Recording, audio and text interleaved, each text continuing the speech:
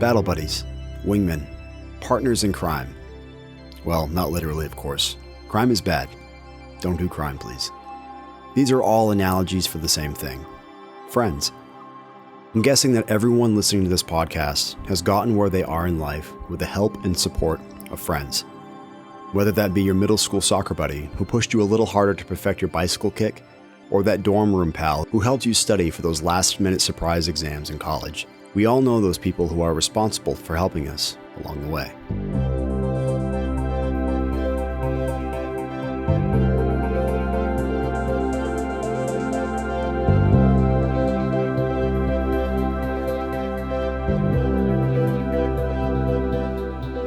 This is the MAINEiac Radio Show, and I'm Master Sergeant Andy Sinclair with the 101st Public Affairs Office here in Bangor, Maine. Everyone you've ever met has helped shape you into the person you are today. Even the negative interactions help build you into a stronger person. But I think a common misconception is that once you've, quote, made it in life, sort of hit that plateau, we think that's it. I've made it. I'm done. I'm invincible. I know I'm guilty of it. You remember that one teacher who always said, never stop learning? Maybe that was Miss Frizzle, or maybe John Kimball. I think maybe the same goes for everything.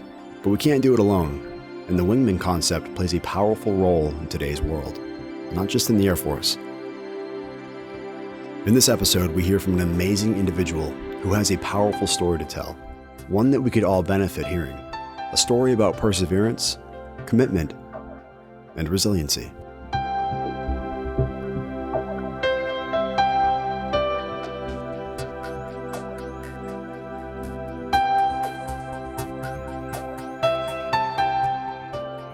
Here's his story.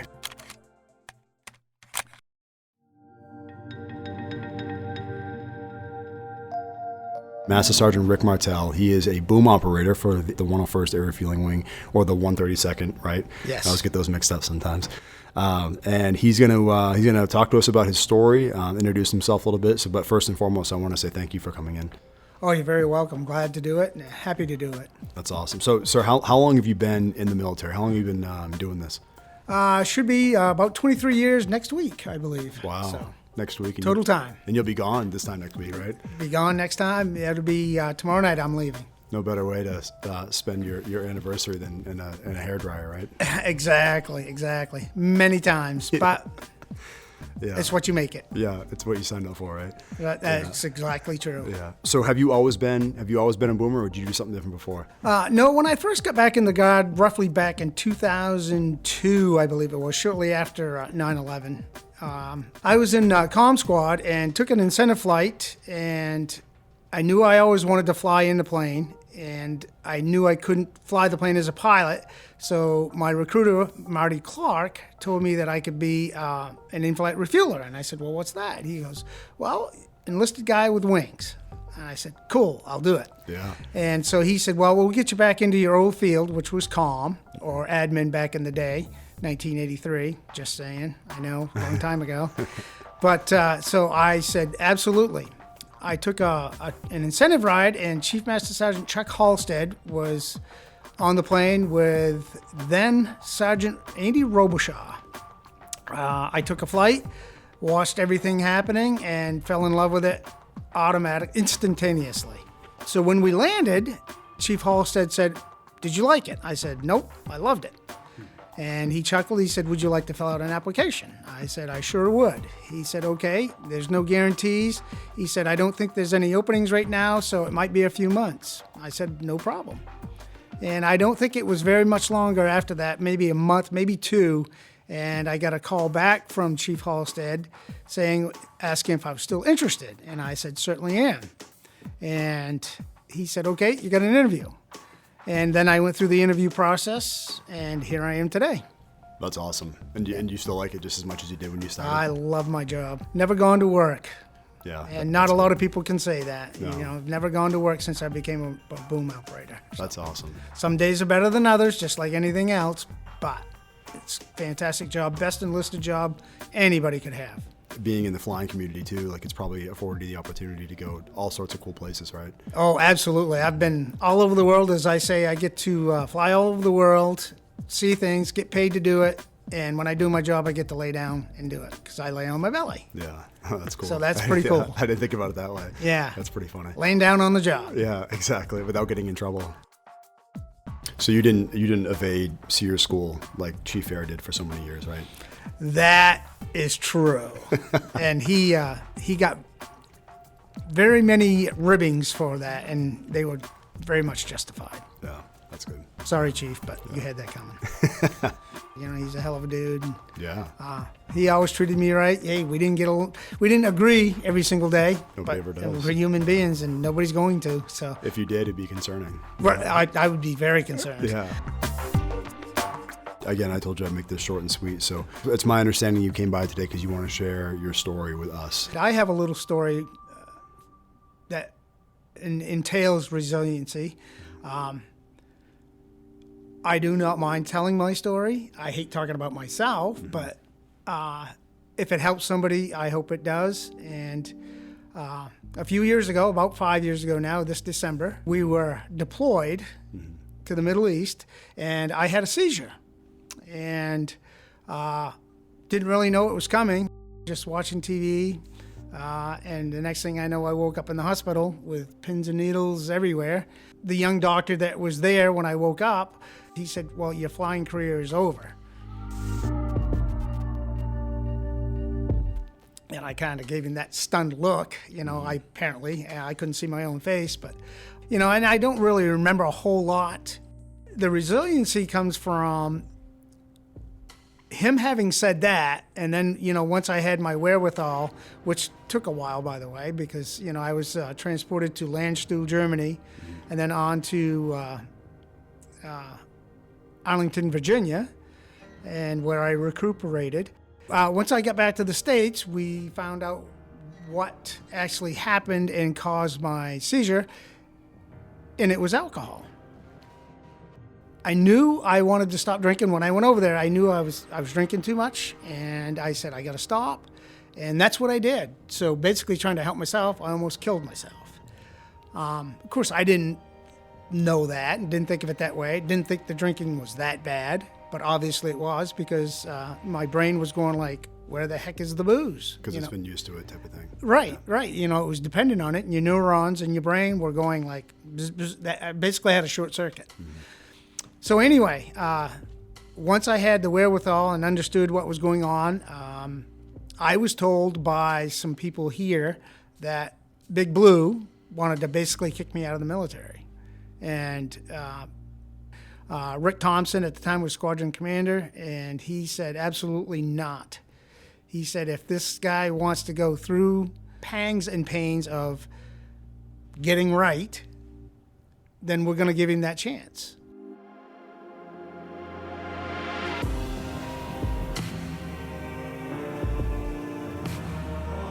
The first thing that I said once I had my wherewithal, and they said, for you to fly again, you're going to have to do this. I said, done.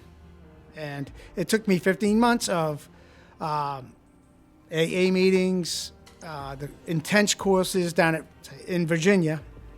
And it was very intense, and I was alongside people that had seen friends get blown up. They've had to shoot people. And, I thought my situation was tiny compared to those kids. And, it wasn't the easiest thing to do. You have to suck up your pride and do it. And I said, I will be in that plane again. And anybody that knows me knows I said it, and here I am. So it was very trying. It's scary, very scary. One of the other things that the doctors had told me, they said, well, and this was before we kind of knew the alcohol was the issue, they said, if you drink, you probably should stop. And I said, I don't think you have to tell me that. I've already planned that. And, and moving along, I went through all the courses, the rehabs, and it was very much worth it, obviously, because I'm here. Just got extended past the 60-year-old age limit for 2 more years, so I must have wanted to stay. Which is pretty crazy for an enlisted member, right? Yes, it's kind of unheard of, I guess. I think there's a waiver out there, but nobody's exercised that right. So there are two of us here in Bangor right now doing it. And the other being John Lennon, who is a help from Pease Air Force Base in New Hampshire. So he kind of broke the ice for me. And then I followed suit about 4 months later. So here I am. But a big part of this is understanding what happened and knowing if you have an issue, get help. It's not that I didn't look for help because I just didn't think that I needed it. People here and there would say, well, you're drinking a little bit, aren't you? And say, yeah. But, and then you don't think about it. But maybe, those are indicators. I missed them. And it was no stress here. I never was in trouble with the law. But people ask me, does it bother you to go out with the crews? Because we work hard and we play hard. And I said, absolutely not. And they said, well, how is it so easy for you after what you went through? I said, well, I just kind of put it this way. If I want to die, I'll drink. It's pretty simple.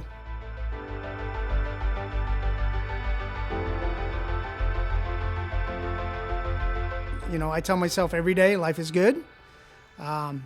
This is why I'm still here. I'm very grateful.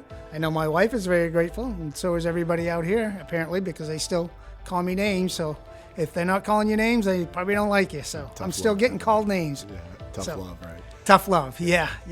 So, my goal is to help anybody. If anybody feels like they want to talk about something, it doesn't have to be alcohol. It doesn't have to be drugs. It can be just stresses of life, of being a human being and living on this earth one day at a time. And that's the other thing. It's one day at a time. That's all you can do. And then the past is the past. Try not to make the same mistake that you did. I think my grandfather told me, and it's probably a saying, if you do something and you learn from it, it's not a mistake. But if you do it twice and it's the same thing, it's probably a mistake.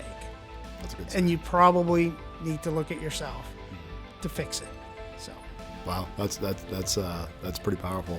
So when you first found out, when you woke up that night after you had your seizure, they told you that you weren't going to fly anymore. Before you found out that wasn't really the case, what was that like? Was that pretty discouraging? Oh yeah, I guess I was probably in shock. The discipline, resiliency is the ability to snap back, what you're willing to do for what you want, and it's the lack of resource or whatever it is, you fight through it, and how badly do you want it is what you want. And I knew I was going to get back in that plane. I just knew. And you did it. I know I did. You mentioned before that not only that Chief Air is a friend of yours and has been for a long time, but he was also your boss. So for him to say to you, hey, are you doing okay? Something's off. Do you think that sometimes that's all it takes? Oh, yeah. Yeah. Looking back on it, for me, I wish I'd recognized it, or I would hope that would send off a signal. I missed it, so that doesn't mean that they won't. But I would not hesitate to have somebody come in and say, hey, can I talk to you? And I would be more than happy to talk to anybody. So, do whatever you have to do so that you don't end up like I did. Yeah. Don't put yourself in that position. If someone were to say something beforehand, like your coworkers or your wingmen, the wingman concept were to say, hey, buddy, are you okay? Would you say that probably has a big impact on people? Oh, definitely. Definitely.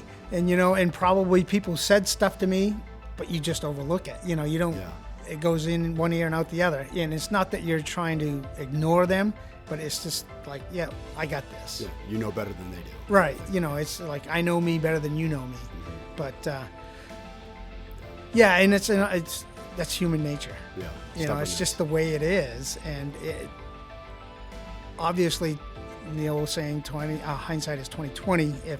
If I could take it back, I could think of those, like when Chief said something to me, I was like, bells and whistles. Mm-hmm. Without coming out and saying, hey, we think you're drinking too much, or, is everything okay at home? Because we do take care of each other. Mm-hmm. And we're pretty adamant about that, and that's good. But it's what you do with what they try to help you with that, ultimately gets to you to where you're at. You have to be receptive.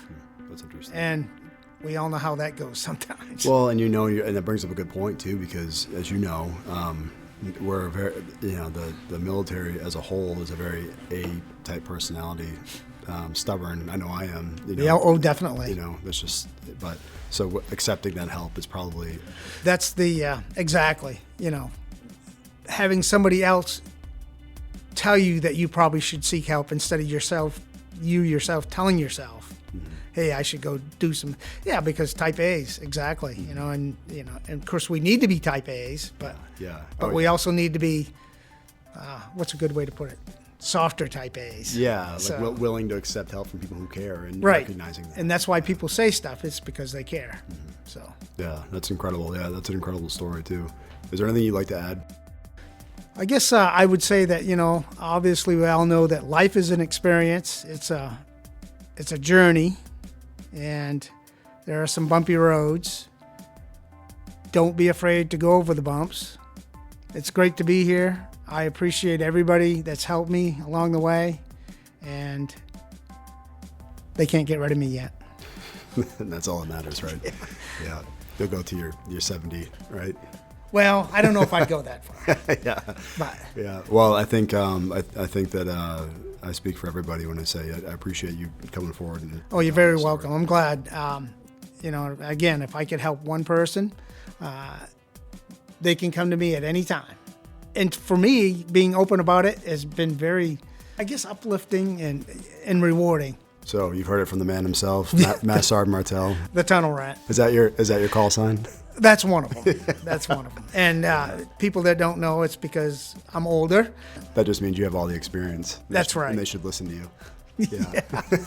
You tell everybody that, right? Yeah. Right. Yeah. Well, thanks a lot. I do appreciate you doing this. Well, thank you. I also think I speak for everybody when I say good luck on your trip. Your upcoming thank trip. you. Thank you. Thanks a lot.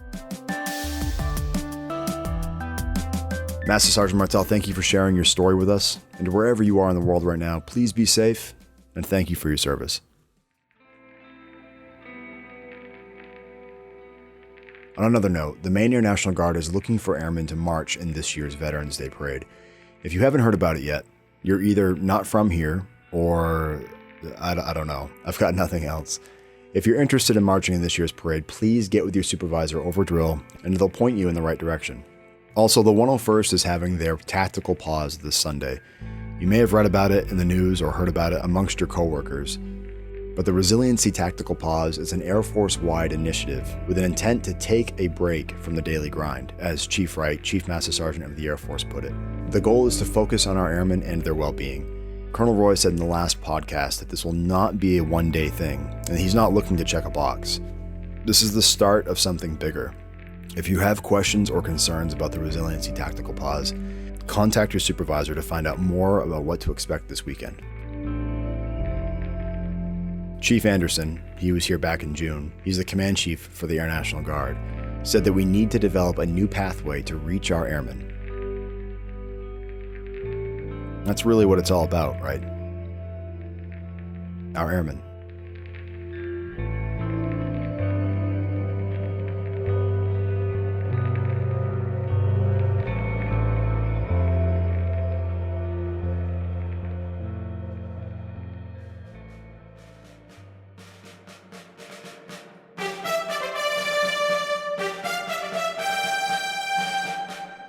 So here we go again with another MAINEiac fact.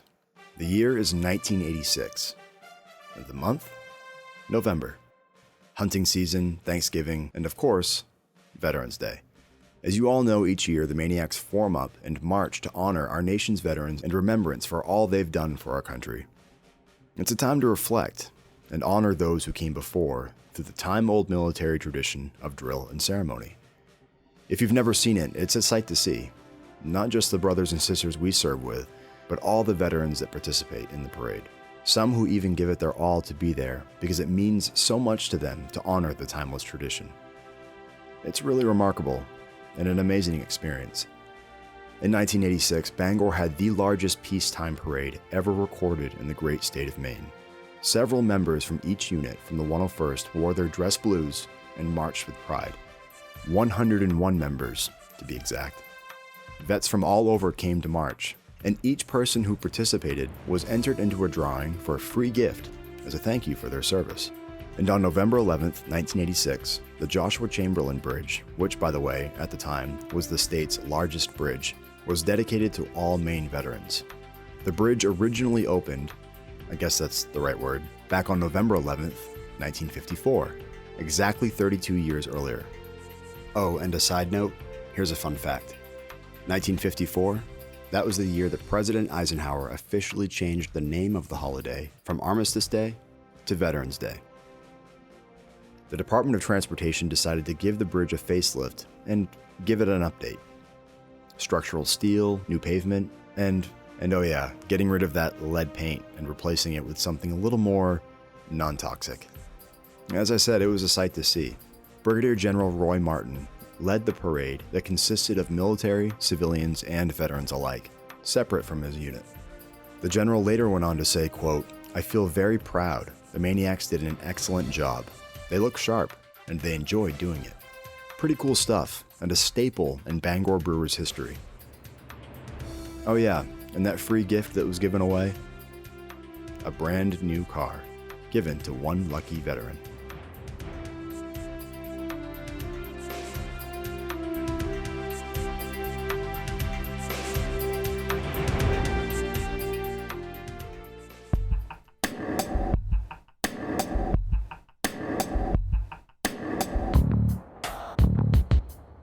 I hope you enjoyed listening to this episode and to the messages that Master Sergeant Martel gave by sharing his story. As always, please share this with friends and family. I wanted to mention that the MAINEiac Radio Show is now available on iHeartRadio. Just one more way you can access it. To use iHeartRadio, just simply download the app through the Apple Store or Google Play. Of course, you can access past episodes by visiting iTunes, Divids, or by streaming it through our app. Please don't forget to ask about the upcoming Veterans Day Parade. The more the merrier. You won't be entered into a drawing to win a free car, but Major Beale did say she has a bike that she's willing to give away. Just keep that in mind. I'm Master Sergeant Andy Sinclair. Thanks for listening. I hope you all have a great drill weekend and spend some time with your fellow airmen. Ask them about the last Patriots game or how their kids are doing. Ask them anything. Because after all, we're all in this together. One team, one fight sort of thing. With help from our battle buddies or wingmen, we can get through anything.